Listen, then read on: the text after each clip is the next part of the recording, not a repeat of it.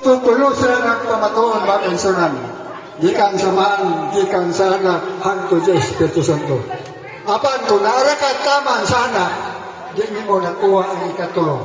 Gitawag Trinity. Susuri lang kayo. So mauna akong ngayon sa inyo na ang katapusan nga last call, nagtawag sa atong kaluwasan, dili si Jesus Christ. Ang last na nagtawag sa tuwa, mao si Dr. Jose Rizal.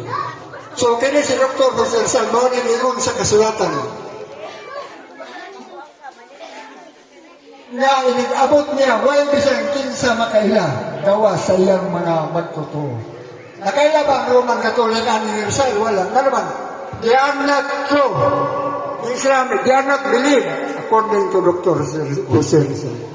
But atong pangitaon, kanyang nasod, iya ba ni Jesus Christ? Dili. Iya ni kan Dr. Jose Rizal. Nga naman, kung nalaing bayanin din ka manog ba, according to the Philippines, kung dili, ang akong ways, alin ko na ko, kung maano, hanggang sa dulo, sa ating buhay, hindi tayo magbulag-bulagan.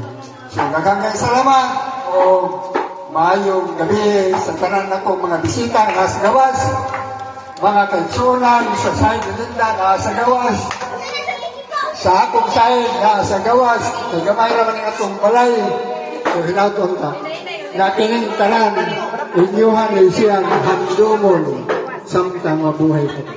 So, ang tanan atong plano, nag-agam sa atoang kaisipan.